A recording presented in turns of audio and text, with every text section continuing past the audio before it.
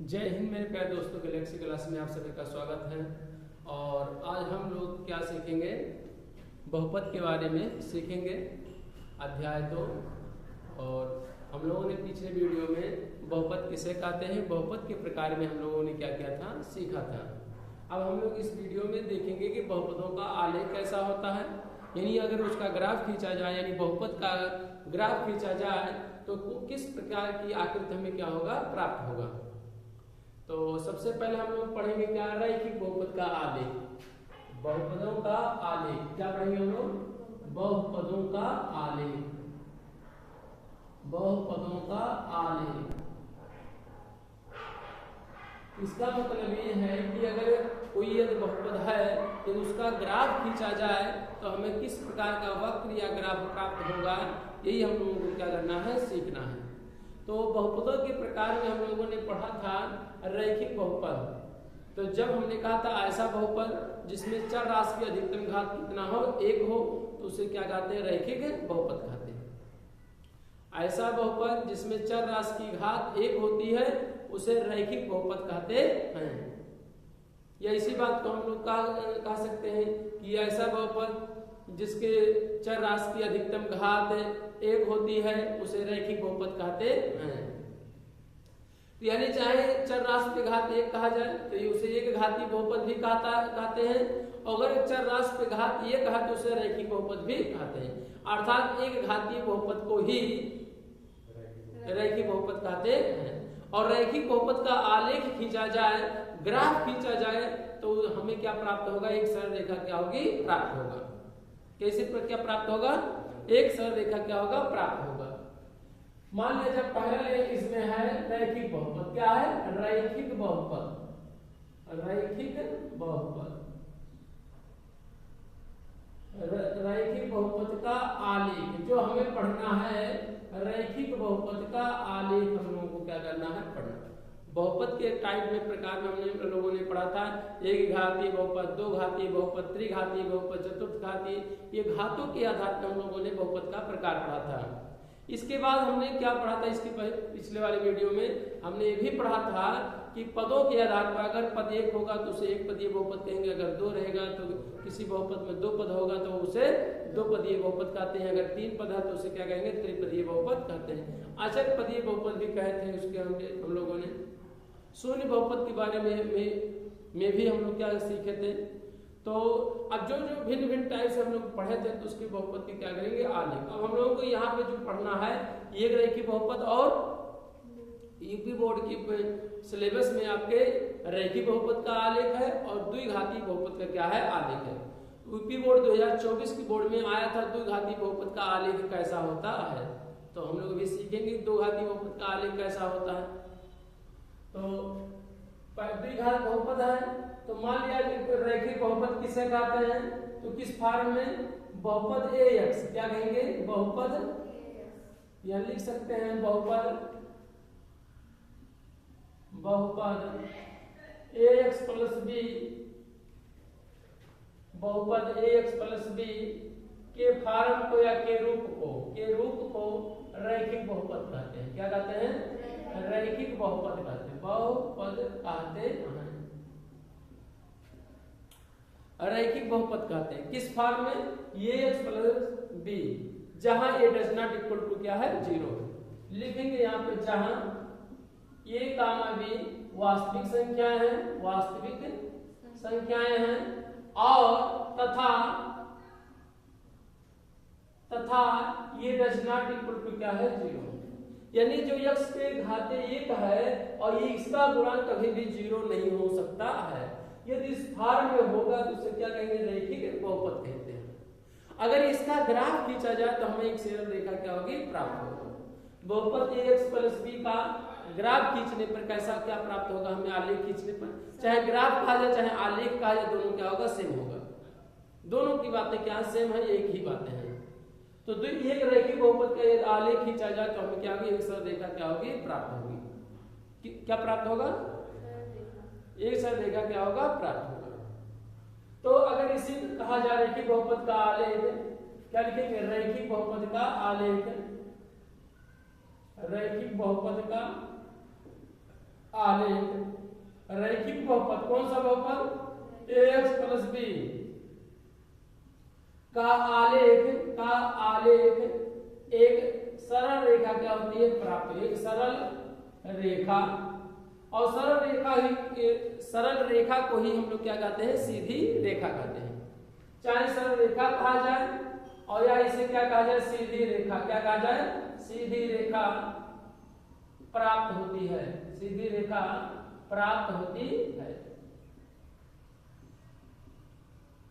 इसका मतलब ये है, अगर रैखिक बहुपद है और ये x प्लस बी के फॉर्म में है, अगर इसका ग्राफ खींचा जाएगा तो हमें कैसा ग्राफ प्राप्त होगा? एक सरल रेखा क्या होगा? प्राप्त होगा। इसका मतलब ये है कि आप देख सकते हैं कि अगर मान लीजिए क्या है y अक्ष हो, और क्या है y डैश, और यह रेखा क्या हो? x हो, इधर x हो, क्या हो? x डैश हो, तो हमें जो रेखा प्राप्त होगा कैसा प्राप्त होगा? सरल रेखा क्या होगा? प्राप्त होगा। सरल रेखा का मतलब है कि सीधी रेखा, सीधी रेखा है तो आप रेखा ऐसे इस तरह से जा सकती है। आपके सामने क्या है? कैसी रेखा है? एक सीधी रेखा है जो किसको काट रही है? x अक्ष को क्या कर रही है? काट रही है। y अक्ष को भी क्या कर रही है? काट रही है। तो यह रेखा x अक्ष के समांतर भी हो सकता है और y अक्ष के समांतर भी हो सकता है। तो अलग अलग परिस्थितियां हैं उसके, लेकिन जो ये रेखा प्राप्त होगा यही रेखा क्या है? यल है, और इसी रेखा को हम लोग क्या कहेंगे? ये जो है इसे हम लोग ax प्लस क्या करेंगे? b, ax प्लस b, और ax प्लस b को हम लोग y भी मान सकते हैं क्योंकि बहुपद रहता है, इसे px से क्या करते हैं? प्रदर्शित करते हैं। अगर ये बहुपद है तो px बराबर क्या हो जाएगा? ax प्लस क्या हो जाएगा? b हो जाएगा, ax प्लस b। इसे हम लोग जो ax प्लस b है रैखिक बहुपद को ही हम लोग यहाँ पर ऐसे px भी लिख सकते हैं। px बराबर ax प्लस क्या लिख सकते हैं? b का आलेख एक सरल रेखा क्या होती है? प्राप्त होती है, क्योंकि बहुपद को px से क्या करते हैं? प्रदर्शित करते हैं। अगर इसका ग्राफ खींचा जाएगा तो हमें क्या प्राप्त होगा? एक सरल रेखा क्या होगी? प्राप्त होगा। ऐसे ही पहला एक प्रकार टाइप रहा। अब दूसरा द्विघात बहुपद के क्या होगा? द्विघात बहुपद का आलेख है, द्विघात बहुपद का आलेख, बहुपद का आलेख।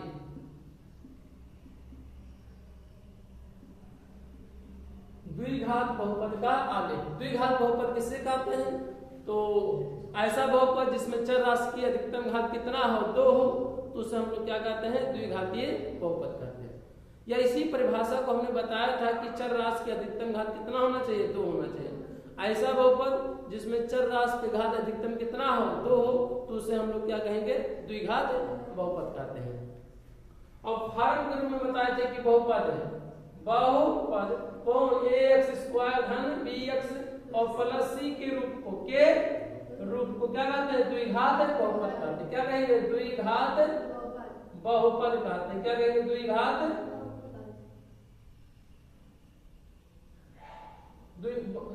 बहुपद कहते हैं।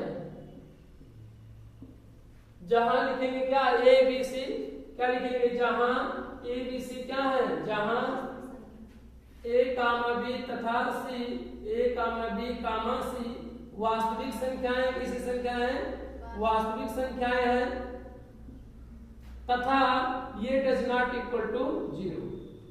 अच्छा, ये क्यों कहा गया ये डज नॉट इक्वल टू 0? क्योंकि अगर ये x स्क्वायर का गुणांक कभी भी 0 नहीं हो सकता है। यदि 0 हो जाएगा तब, यदि x स्क्वायर का गुणांक कभी भी अगर 1 की वैल्यू अगर 0 हो जाएगा तो यह 2 घात बहुपद ना रहकर क्या हो जाएगा? 1 घात 1 क्या हो जाएगा? बहुपद हो जाएगा। या और कोई दूसरा बहुपद भी हो सकता है। इसलिए कहा गया है कि ABC वास्तविक संख्याएं तो हैं, परंतु ये डज नॉट इक्वल टू 0, यानी a का मान यानी x स्क्वायर का जो अधिकतम घात 2 है, चर राशि के अधिकतम घात का जो गुणांक है, कभी भी 0 के बराबर नहीं हो सकता है। तो हम लोग कहेंगे अब इसका आलेख कैसा प्राप्त होगा? इसका आलेख अगर देखा जाए, द्विघात बहुपद का आलेख क्या? द्विघात बहुपद का आलेख, द्विघात बहुपद का आलेख परवलय प्राप्त होता है। क्या होता है? द्विघात बहुपद का आलेख क्या होगा? परवलय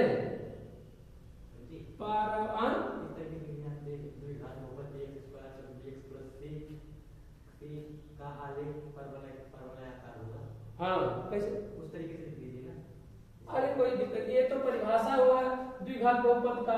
अब इसका आलेख वाला यहाँ लिख दे रहे हैं कि द्विघात बहुपद का आलेख परवलयाकार होता है। परवलयाकार होता है। ये परवलयाकार क्या होता है बाबू? देखिए मान लीजिए कौन सा अक्ष है आपके सामने? वाई अक्ष। क्या है? वाई अक्ष। ये कौन क्या है आपका? यक्ष अक्ष। क्या है? यक्ष अक्ष। इसे हम मान ले रहे हैं यक्ष, और यक्ष डैश हो जाएगा, और इसे वाई और क्या करेंगे? वाई डैश प्राप्त होगा। अब इसका यदि ग्राफ खींचा जाए तो कैसे प्राप्त होगा? तो हम लोग ग्राफ खींचेंगे कि कैसे खींचेंगे? देखिए या इसकी आकृति ऐसे या तो ऊपर के आकार की हो जाएगी या तो क्या हो जाएगा? नीचे की आकार की हो जाएगी। समझे कि नहीं ध्यान से? अगर इसका ग्राफ चाहे ऐसे ऊपर की ओर ऐसे वक्राकार हो जाए और चाहे नीचे की ओर क्या हो जाए? वक्राकार हो जाए। समझे कि हमारी बातों को? ऐसे इस तरह से नीचे भी हो सकता है, कोई आवश्यक नहीं है। समझ रहे कि नहीं हमारी बातों को? ये जो आकृति बनी है ये कैसी आकृति है? परवलय। क्या है? परवलय। तो यक्ष अक्ष अब देख सकते इधर भी हो सकता है और इधर भी हो सकता है, लेकिन उस चर राशि की जो बहुपद की घात है किस पर है ये निर्भर करता है। द्विघात बहुपद ये यक्ष अक्ष पे भी ऐसे हो सकता है, ये यहां से भी होकर जा सकता है, ऐसे इधर से भी घूम सकता है। वो तो चर राशि की अधिकतम घात पे क्या होगा निर्भर। चर राशि का अधिकतम घात है कि वाई में, चर यक्ष में बहुपद है कि चर वाई में बहुपद है। यदि x में बहुपद होगा तो ऐसे होगा, अगर y में बहुपद होगा तो क्या होगा? ऐसे इस तरह से होगा। ये जो आकृति बनी है ये आकृति कैसी है? द्विघात बहुपद का क्या है? आलेख वक्र है, और वक्र को ही क्या कहा जाता है? ग्राफ कहा जाता है। तो हम लोगों को पता होना चाहिए कि द्विघात बहुपद किसको प्रदर्शित करता है? द्विघात बहुपद किसको प्रदर्शित करता है? परवलय को क्या करता है? प्रदर्शित करता है। ठीक है। अगर इसका कैसे ग्राफ, देखिए ग्राफ खींचना नहीं आएगा बोर्ड में, केवल ये इसका पूछा 2024 की बोर्ड में यही पूछा था कि बहुपद x² + bx + c के का आलेख किस प्रकार का प्राप्त होगा। तो किस प्रकार का प्राप्त होगा? आपके सामने होगा। चार उसमें थे समांतर रेखाएं, सरल रेखा थी, और क्या वृत्त था और परवलय था। तो ये किसकी आकार कैसा प्राप्त होगा? परवलय के आकार का क्या होगा? प्राप्त होगा।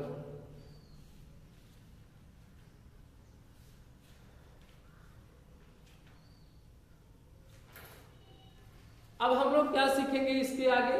अब हम लोग सीखेंगे कि किसी बहुपद के शून्यकों और गुणांकों में संबंध क्या होता है।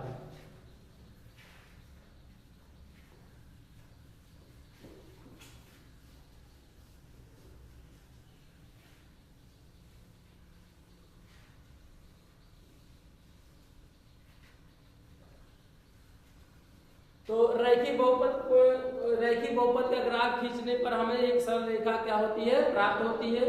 और द्विघात बहुपद का अगर ग्राफ खींचा जाए तो हमें एक परवलय की आकृति का क्या होगा? प्राप्त होगा। अब हम लोग पढ़ेंगे कि किसी बहुपद के शून्यकों और गुणांकों में क्या क्या संबंध होता है, यानी शून्यकों में और गुणांकों में आपस में क्या होता है? संबंध क्या होता है। शून्यक हमने आपको बताया था कि किसी बहुपद में चर राशि की कौन सी मान रख दिया जाए शून्य के क्या हो जाए? बराबर हो जाए। चर राशि की वह मान जिसमें उस बहुपद में रखने पर यदि उसका मान शून्य हो जाए तो उसे हम लोग क्या कहते हैं? उस बहुपद का क्या कहते हैं? शून्य कहते हैं। और उसी शून्य को हम लोग चर राशि का अधिकतम घात अगर एक है तो इसे रैखिक, तो उसके एक शून्य क्या होंगे? प्राप्त होंगे। अगर चर राशि का अधिकतम घात कितना है? 2 है, तो कितने शून्य प्राप्त होंगे? 2 शून्य क्या होंगे? प्राप्त होंगे। अगर चर राशि का अधिकतम घात 3 है तो 3 शून्य क्या होंगे? प्राप्त होंगे। तो हम लोग सीखेंगे द्विघात बहुपदों का। ये द्विघात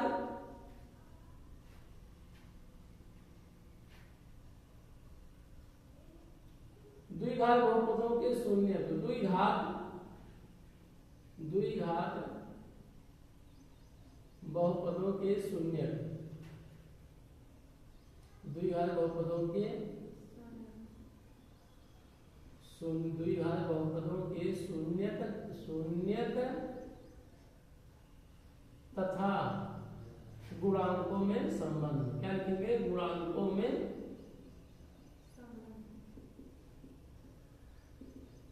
संबंध। चलिए लिखा जाए, क्या है देख सकते हैं। शून्यक हम लोग जानते हैं द्विघात बहुपद का अगर शून्यक है, ऐसा मान जो जड़ राशि का मान रखने पर बहुपद का मान शून्य हो जाता है, उसे द्विघात बहुपद का क्या कहते हैं? शून्य कहते हैं। द्विघात यदि द्विघात बहुपद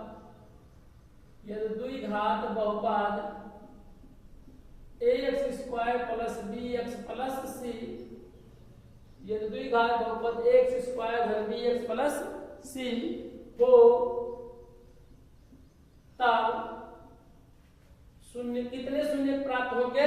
2 शून्य प्राप्त होंगे। कैसे पता चला? चर राशि का अधिकतम घात कितना है? 2 है, तो इसके 2 शून्य क्या होंगे? प्राप्त होंगे। ठीक, क्या होगा?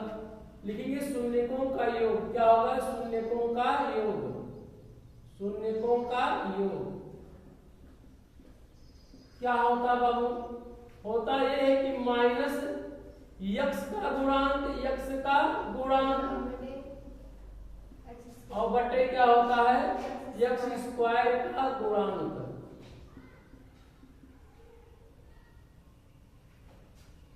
शून्यकों का योग बराबर माइनस यक्स का गुणांक बटे क्या होगा? यक्स स्क्वायर का गुणांक। यदि इनके शून्यकों को अल्फा और बीटा मान लिया जाए, किसका मान लिया जाए? अल्फा और बीटा। यदि द्विघात बहुपद इस पद bs इतना के शून्यक लिख लिया जाए, के शून्यक अल्फा और क्या हो? बीटा हो, तब मान लिया गया कि यक्स का मान यक्स बराबर अल्फा रखने पर इसका मान क्या हो जाएगा? शून्य हो जाएगा। और एक दूसरा है कि यक्स बराबर क्या लिख दिया जाए? बीटा, और इसमें रख दिया जाए तो बीटा का मान रखने पर क्या हो जाएगा? शून्य हो जाएगा। इसका मतलब अल्फा और बीटा इसके क्या है? शून्यक हैं। तो अल्फा और बीटा यदि इसके शून्यक हो तब शून्यकों का योगफल बराबर माइनस एक्स का गुणांक और बटे क्या हो जाएगा? यक्स स्क्वायर का गुणांक। इसे सिंबल के रूप में लिखना चाहे हम लोग तो शून्यकों का योग कितना होगा? अल्फा प्लस क्या होगा? बीटा। तो यहाँ पर यक्स का गुणांक, तो यक्स का गुणांक यहाँ पर क्या है? b है, तो यहाँ पर क्या लिखेंगे? b बटे यक्स स्क्वायर का गुणांक। यक्स का गुणांक कितना है? ये क्लियर हो जाएगा ये। तो यानी अल्फा प्लस बीटा बराबर क्या होगा? माइनस बी बाई ए। यानी शून्यकों का योगफल माइनस बी बाई ए। ऐसे शून्यकों का गुणनफल कितना होगा? शून्यकों का गुणनफल क्या होगा? गुणनफल क्या होगा? अचर पद होगा। क्या होगा? अचर पद होगा बटे यक्स स्क्वायर का क्या होगा? गुणांक। गुणांक का मतलब है कि चर राशि में किस संख्या से गुणा हुआ है उसे हम लोग क्या कहते हैं? गुणांक कहते हैं। चर राशि में जिस संख्या से गुणा हुआ रहता है उसमें उसे हम लोग क्या कहते हैं? गुणांक कहते हैं। तो यहाँ पर है अल्फा इंटू क्या हो जाएगा? बीटा। अचर पद यहाँ पर क्या है? सी, तो सी हो जाएगा बटे एक्स स्क्वायर का गुणांक क्या है? ये तो क्या हो जाएगा? ये तो क्या हो जाएगा? सी बाई कितना हो जाएगा? ये यहाँ पर देख सकते हैं कि अल्फा इंटू बीटा बराबर क्या होगा? सी बाई ये होगा। ये किस बहुपद का है? द्विघात बहुपद के क्या है? ये शून्य का योगफल है और ये क्या है? गुणनफल है। अल्फा और बीटा यक्स के क्या है? मान है। मान लिया गया कि यक्स बराबर अल्फा रखने पर 0 हो जाएगा, यक्स बराबर बीटा रखने पर हो जाएगा। तो अल्फा और बीटा इसकी क्या है? शून्य का, जो इसका मान रखने पर क्या हो जाएगा? वो पर टोटल क्या हो जाएगा? शून्य हो जाएगा।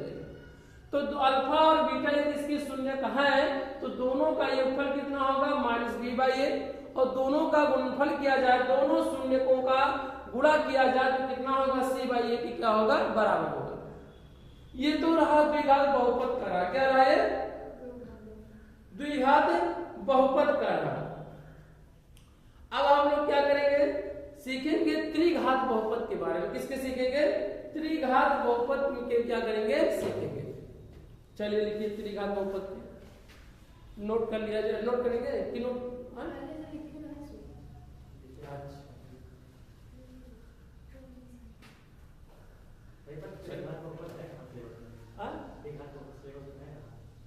अच्छा, अब लिखा दें।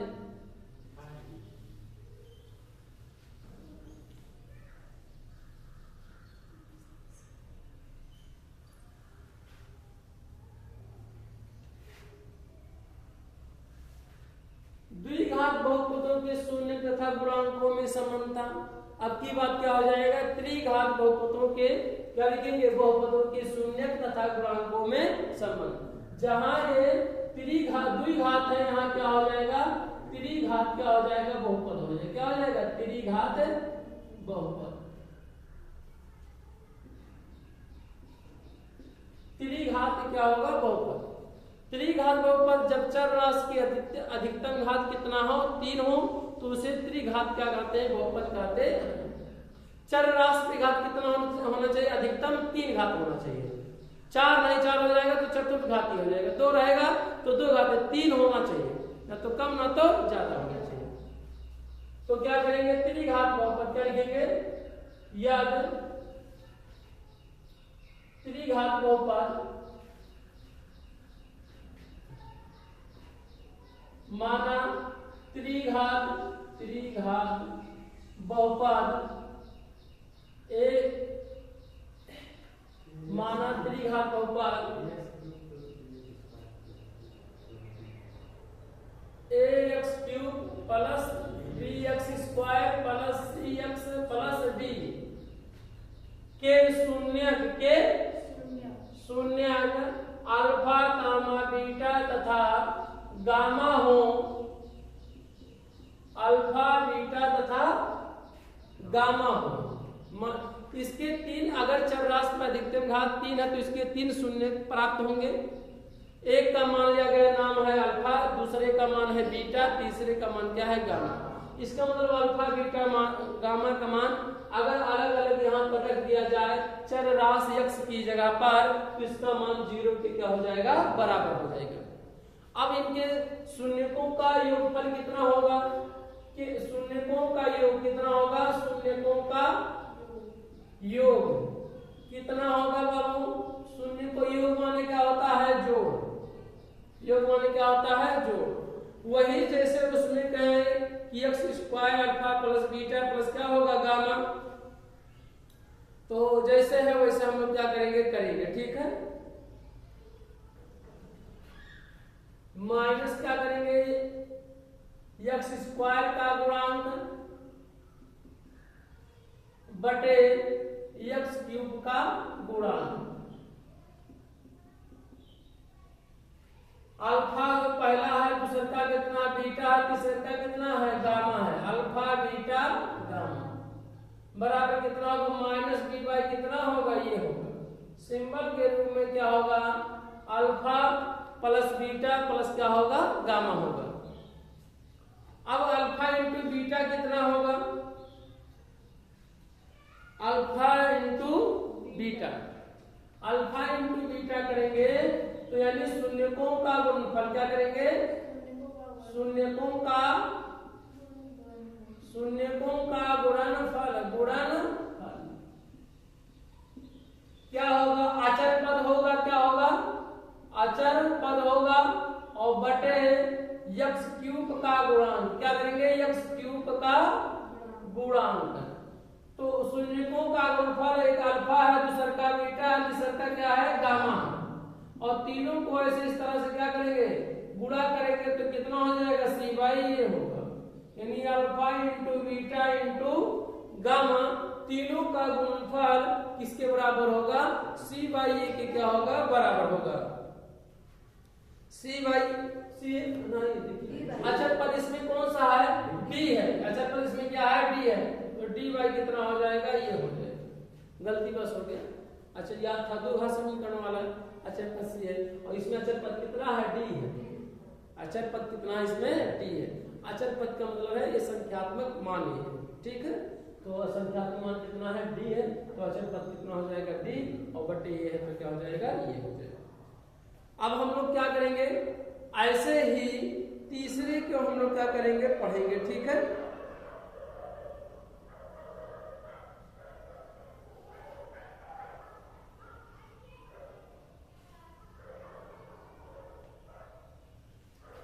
लिखेंगे दो दो शून्यकों का नेक्स्ट करेंगे, ये तो रहा दो दो शून्यकों का गुणन तथा योगफल इसका मतलब है कि अल्फा बीटा गामा है, मान लीजिए अल्फा है बीटा है क्या है गामा, तो अल्फा बीटा का गुणा कर दिया जाए, फिर बीटा और गामा का गुणा कर दिया जाए, और गामा और अल्फा का गुणा कर दिया जाए, और तीनों को जोड़ लिया जाए, तब किसके क्या होगा बराबर होगा, तब किसके क्या होगा बराबर होगा। यही प्रश्न में क्या अगर आप पूछा है तो क्या होगा, दो दो शून्यकों का गुणन माने क्या होता है गुणा, और योगफल माने क्या होता है जोड़। अगर दो दो का आपस में गुणा कर दिया जाए, अब तब तीनों को जोड़ा जाए तो क्या हमें प्राप्त होगा, तो हमें ये प्राप्त होगा सी बाई ए के क्या होगा बराबर होगा, क्या होगा सी बाई ए के क्या होगा बराबर होगा। अच्छा एक चीज इसमें गलत कहीं हुआ है, शून्यकों का गुणनफल कितना अचर पद दिया है बटे कितना दिया है, क्या है क्यूब दे रखा है। तो हम लोग यहाँ पर एक चीज भूल गए, यहाँ पर अचर पद के आगे क्या लिखेंगे माइनस लगाएंगे, क्या लगाएंगे माइनस, तो माइनस क्या हो जाएगा डी बाई ये हो जाएगा, यहाँ पे भी लगा देंगे माइनस माइनस क्या हो जाएगा डी बाई ये हो जाएगा। अब हम लोग क्या करेंगे, यहाँ पर माइनस होना क्या है जरूरी है दूसरे सूत्र में, ठीक है। माइनस क्या होगा डी बाई ये होगा, यहाँ पे भी माइनस डी बाई क्या होगा ये होगा, यहाँ पर नहीं होगा। दो दो शून्यकों का योगफल, तो हम लोग क्या करेंगे अचर पद करेंगे, अचर नहीं यक्ष का गुणांक कहेंगे, यक्ष का गुणांक और बटे यक्ष क्यूब का गुणांक, क्या करेंगे यक्ष क्यूब का गुणांक। इसे हम सांकेतिक रूप में लिखना चाहें तो क्या होगा alpha beta plus beta gamma plus gamma alpha, तीनों को जोड़ने के उपरांत हमें x का गुणांक क्या प्राप्त होगा c, और x क्यूब का गुणांक कितना होगा ये, तो ये हो जाएगा c बाई कितना हो जाएगा ये अल्फा और into beta plus beta into gamma plus alpha beta into gamma, तीनों का जोड़ गुणा, देखिए अल्फा बीटा का गुणा हुआ है, फिर बीटा और गामा हुआ है, फिर गामा और किसका अल्फा का हुआ है, और तीनों को गुणा करने के उपरांत दो दो का गुणा करने के उपरांत तीनों को जोड़ने का योगफल कितना होगा सी बाई ए के क्या होगा बराबर होगा। तो अब हम लोग क्या करेंगे, इसके बाद अब हम लोग सीखेंगे नेक्स्ट द्विघात बहुपद को बनाना सीखेंगे। क्या करेंगे ये द्विघात बहुपद के शून्य दिए हों तब द्विघात बहुपद को हम लोग कैसे बनाएंगे, ठीक है। ये तो रहा क्या रहा द्विघात बहुपद, इसके पहले में दो घात बहुपदों के शून्यकों तथा गुणांकों में संबंध क्या था, और इसमें क्या त्रिघाती बहुपद के शून्यकों तथा गुणांकों में संबंध ज्ञात किया गया। तो यहाँ ज्ञात किया गया तीनों अगर तीन घाती है तो alpha plus beta plus gamma बराबर क्या होगा माइनस डी बाई ये होगा, और तीनों का गुणनफल alpha into beta into gamma बराबर क्या होगा माइनस डी बाई क्या होगा ये होगा। और अगर दो दो शून्यकों का ये गुणन और योगफल किया जाए तब क्या प्राप्त होगा सी बाई क्या होगा ये alpha into beta beta into gamma plus gamma into alpha बराबर क्या होगा सी बाई ये क्या होगा बराबर होगा। अब हम लोग क्या सीखेंगे, इसके बाद हम लोग ये सीखेंगे कि यदि द्विघात के यदि दो शून्य दिए हों तो द्विघात बहुपद को हम लोग कैसे बनाएंगे। तो यानी मान लिया जाए कि माना दो घात बहुपद के शून्य अल्फा और बीटा हो, जैसे इसमें अल्फा और बीटा मान लें तो ऐसे उसमें भी हम लोग क्या करेंगे द्विघात बहुपद बनाना। क्या सीखेंगे हम लोग द्विघात बहुपद को बनाना सीखेंगे।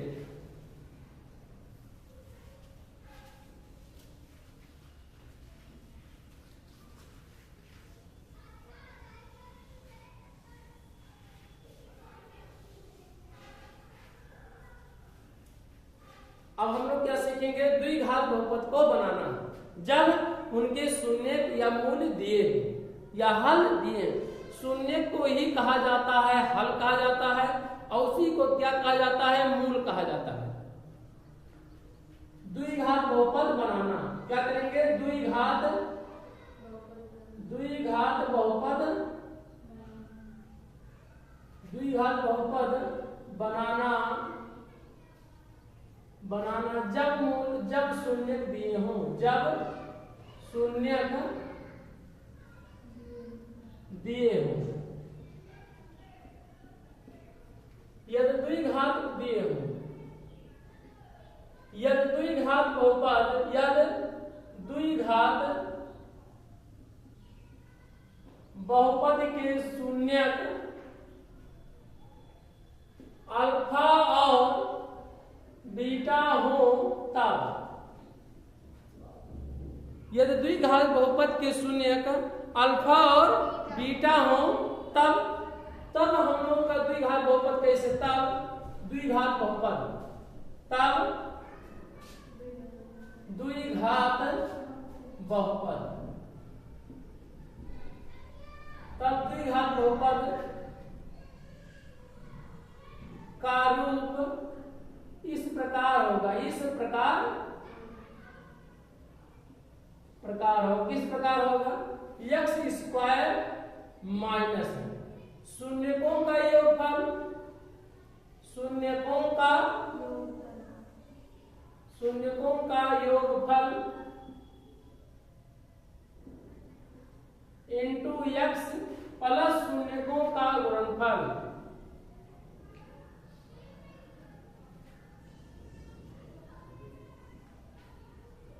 x शून्यकों का अल्फा शून्यकों का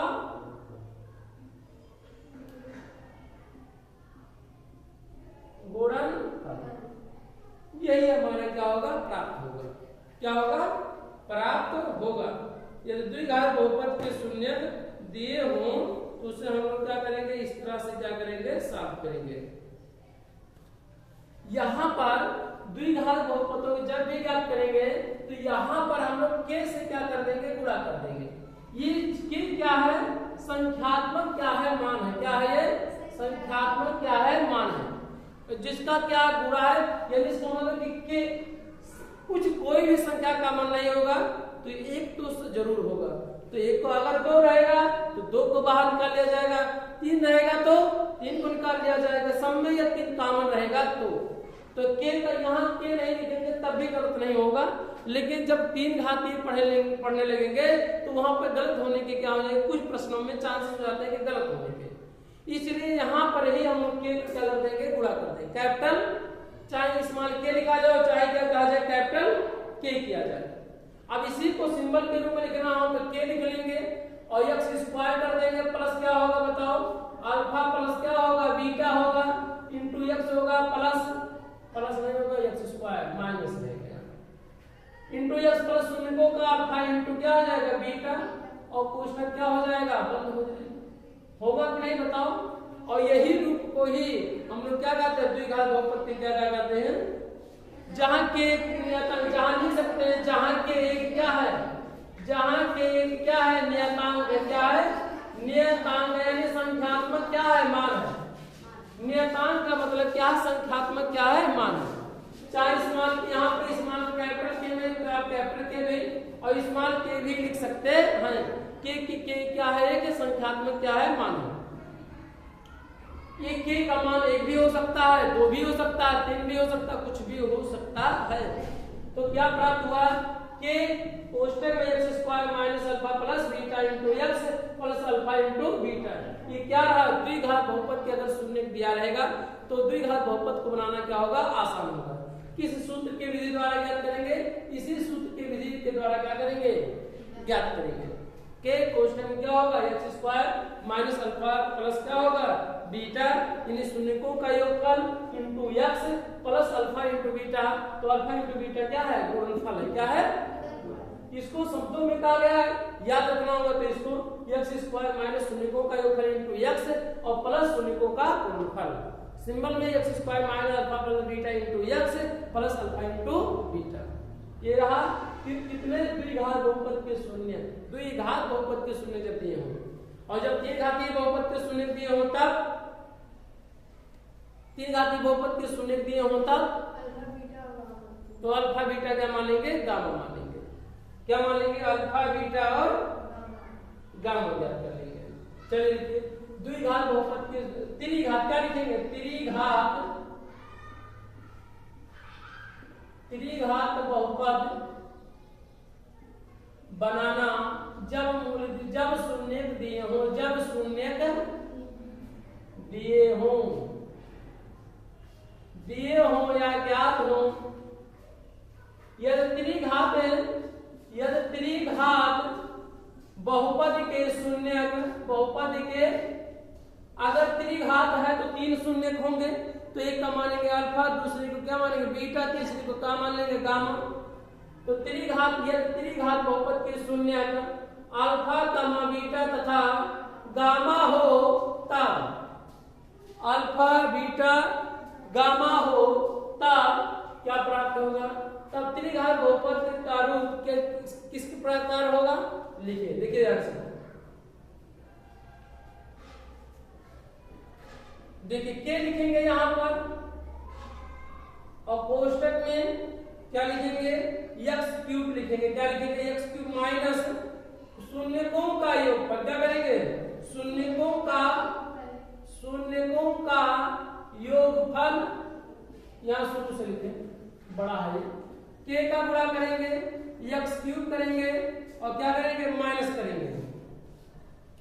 शून्यकों का क्या करेंगे, शून्यकों का योगफल यानी योगफल, इंटू क्या करेंगे, एक्स स्क्वायर कर देंगे। क्या करेंगे, एक्स स्क्वायर करेंगे और इसके बाद प्लस दो शून्यकों का क्या करेंगे, प्लस दो शून्यकों का, किसके, दो शून्यकों का गुणन तथा योगफल, गुणन का योग, दो शून्यकों का गुणन का योग, गुणन योग माने क्या होता है, योगफल माने गुणन का योगफल। इसका मतलब क्या हुआ, दो शून्यकों का गुणा करके आप क्या करेंगे, आपस में क्या करेंगे, जोड़ लेंगे और इंटू क्या कर देंगे, एक्स करेंगे। क्या करेंगे, इंटू एक्स करेंगे और प्लस और क्या करेंगे, माइनस शून्यकों का गुणनफल। क्या करेंगे, माइनस शून्यकों का गुणनफल, शून्यकों का गुणनफल और कोष्टक क्या कर देंगे, बंद कर देंगे। ये हमारा क्या रहा, तीन घातीय बहुपदों का क्या रहा, सूत्र रहा। कब, जब तीन शून्य के दिए रहेंगे अल्फा और बीटा। अगर इसे हम लोग के कोष्टक में एक्स क्यूब माइनस शून्यकों का योगफल कितना होगा, अल्फा प्लस बीटा प्लस क्या होगा, गामा, इंटू क्या होगा, एक्स स्क्वायर प्लस दो शून्यकों का, तो करेंगे कितना होगा, प्राप्त होगा, बताओ, alpha into beta plus beta into gamma और प्लस गामा इंटू क्या होगा, अल्फा और इंटू क्या कर देंगे, एक्स, माइनस शून्यकों का गुणनफल दे रखा है, तो शून्यकों alpha into beta into gamma और कोष्टक क्या कर देंगे, बंद कर देंगे। ये हमारा कौन सा रहा बाबू, अगर ये देखा जाए तो या द्विघातीय बहुपद का त्रिघातीय बहुपद के शून्य दिए हों तब त्रिघातीय बहुपद को बनाना है। हम लोग क्या करेंगे, इस फॉर्म में यानी रूप में क्या करेंगे, लिखेंगे कि हमेशा रहेगा जहां के एक क्या है, नियतांक है, जहां के एक क्या है, बताइए, जहां के एक क्या है, नियतांक है या संख्यिक क्या है, मान है, नियतांक है। समझने के लिए हमारी बातों को, यानी कि क्या है, एक संख्यात्मक क्या है, मान है। अब हम लोग क्या सीखेंगे कि अगले वीडियो में हम लोग सीखेंगे कौन सी प्रश्नावली चलेंगे, 2.2 प्रश्नावली को हम लोग 2.2 के बारे में हम लोग क्या करेंगे, सीखेंगे। यहाँ पर इस वीडियो में हमने शून्यकों के संबंधों के बारे में बताया, ग्राफ के बारे में बताया, ये बहुत ही महत्वपूर्ण है। 2024 के बोर्ड में आया था कि द्विघात बहुपद एक्स स्क्वायर धन बी एक्स प्लस सी इक्वल का अगर ग्राफ खींचा जाए तो कौन सा ग्राफ प्राप्त होगा हमें, तो हम लोगों को मालूम होना चाहिए कैसा प्राप्त होगा, परवलय की आकृति यानी परवलयाकार क्या होगा, आकृति क्या होगा, ग्राफ क्या होगा, प्राप्त होगा, यानी परवलय क्या होगा, प्राप्त होगा। और परवलय हमने आपको बताया था कि चाहे ऐसे इस तरह से घुमा दिया जाए, चाहे इस तरह से घुमा दिया जाए, चाहे ऊपर की ओर चाहे नीचे की ओर। ये जो आकृति बना है ये क्या है, परवलय की आकार का है। तो हमें उम्मीद है कि आप बेहतर से सीखे होंगे और समझाने का हम प्रयास करेंगे। जय हिंद, जय भारत।